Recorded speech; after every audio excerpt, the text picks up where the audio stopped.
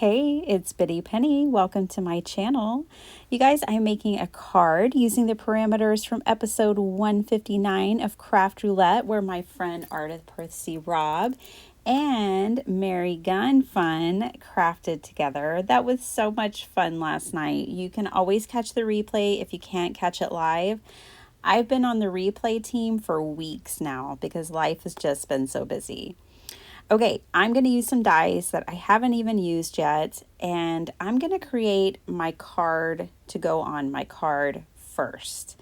So the first thing I wanted to do was kind of print a label. It's just a random number. It came in that die set. That die set comes with like a folder and a specimen card and all kinds of things. But this is my card on a card. It's going to be like a photo card, a light up card on a card. So I just grabbed this gray cardstock that I had and thought it went well with the patterned paper. The colors this week were Sky View, and to be honest, I tuned in after the parameters had already spun, and I took Sky View as more than just color, just as an aspect of the card. So these colors are colors that you see in the sky, but I took it a different direction.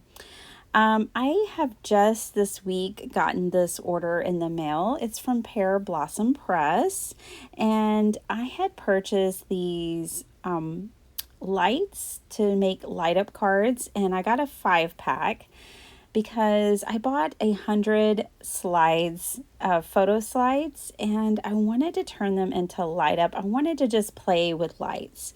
And I chose these. I'm kind of wishing Amanda also carries a 3-light light. It might have been better, but we'll see. And then I got the bling ring. I am so excited about this. This is like a watercolor palette for your finger. I couldn't resist. I mean, how often will I use it? I don't know. I don't care. I just had to have a watercolor ring.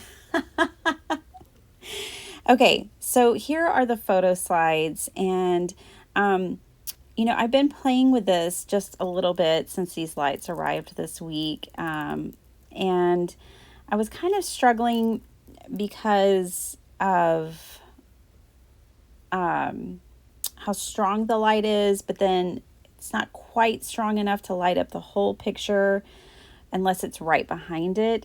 So here I'm kind of playing around and trying to decide how I'm going to do this. I'm going to do just a whole, with that picture that I had picked, it kind of made it look like the moon, but it wasn't quite lighting it up just enough. So this die set comes with these 3 different dies that are all very similar. They're just different sizes, and this one just happened to be perfect to go behind the photo. So I'm going to die cut that out of this gray cardstock and allow the light to disperse more across the image. So this is definitely something I want to continue to play with. I'm thinking about putting maybe a little bit of vellum over the light, or I'm thinking about playing with the 3 lights and diffusing the light across the image. And I don't know how far I'm going to go with all this. It's just something I wanted to play with. I thought it would be an interesting aspect, something to put inside junk journals, on cards, just to play with. I was really drawn to these photo slides, and when I was at our creative reuse center with my friend Letty, and so much so I bought 100 of them. They were 10 cents each. And so yeah, I wanted to explore them more. All right, I'm going to need to put foam tape back here, and a lot of it's almost like when you make a shaker card, you want to build some security back there, and the mechanism itself, the light itself, is about the thickness of 2 pieces of foam tape, at least the foam tape that I use. Depending on your foam tape, it could be different. it was such an interesting episode of Craft Roulette because my daughter got sick in the middle of it. I was trying to make this card. Well, I was making this card during Craft Roulette. So I was watching Craft Roulette and making this card at the same time. And then my daughter got sick. So I had to actually finish it up the next day. She's better now. Yay. It seems like we might all have a stomach bug. Hopefully before the birthday party. We might have to postpone the birthday party. We'll see. So here again, you guys, I'm just playing with a bunch of foam tape and making sure I have a very secure frame. Now, one of the parameters, the element parameter for this was table. So I ended up changing my image. I had a couple of ideas. I was thinking about watercoloring a water table and putting it behind this and kind of collaging more. And then I just decided to pick a different picture. And after going through just like 10 of those photo slides that I had, I found one with a table on it. I did keep moving my light around to try to position it as low on the image as I could. So that's what you saw me doing there. And then I'm just adding my second layer of foam tape here. So that was probably, it's just trial and error figuring these things out. But it all came together in the end. So I'm going to clean up my mess here.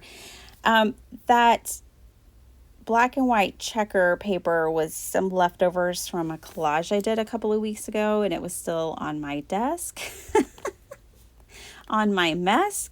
And I was thinking of using it, although it didn't come into play. So I'm making a 5x7 card. Overall, this card is really clean and simple and easy. Once I figured out my whole photo situation. So I'm going to glue down my labels. I liked that this label, the position that it is over the light, I'm just going to be able to put a note on the inside of the card to press the number 3 on the front of the card.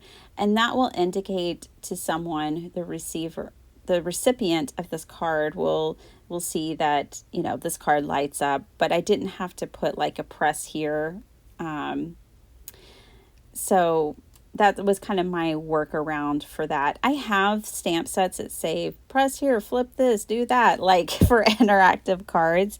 I just don't always want to do that if I feel like it's like this is kind of a clean and simple design, and I just didn't want that on the front of my card. So I can make a note of it on the inside of the card. So this is the slide I ended up picking, and I mean, it was just serendipity that it ended up being like that gray color, which was also the color of cardstock that I had chosen. That was not planned. Okay, I went to my stamp sets and gathered a whole slew of them that that made me think of home or that have sentiments about home. And this is an old MFT. Here's a honeybee stamps. I mean, you could go so many different directions with this. This one has enjoy your staycation because this picture just reminds me of home. It has a teapot, a flower arrangement, a picture. I really liked this stamp set and some of its sentiments as well. So, you could go a lot of directions with this. Oh, don't panic. This is a toilet paper stamp set that I found when I was looking through my stamp sets. I've never used it. I was like, I've got to use that toilet paper. Stay tuned. It's not going on this card. Anyways, so, I found a lot of really great options. Wish You Were Here. All Hearts Come Home for Christmas. I mean, there's a lot of directions, honestly, you could go with this. But I decided to type up my own sentiment. And it says, home is wherever we are together. It's just what, basically, I don't send people like enjoy your staycation cards that often. I mean, if I worked in an office, I may give it to a coworker or something, but I don't. I work remotely. So I just couldn't see myself using that card. But this is a sentiment and a card I could see giving my hubby. Um, we love to travel, and literally wherever we are, I'm happy. If we're just together, I'm good. And then the last parameter was white, like polka dots or white circles, something like that. And so I just brought in these white flat back iridescent pearls. And at first I was going to go with 3 because that's what all the card makers do. And then I realized, that doesn't really work for this card. There's 4 of us in our family plus our dog. That makes 5. So I ended up with 5. And I did kind of play around with the scale. Like there's 3 different sizes.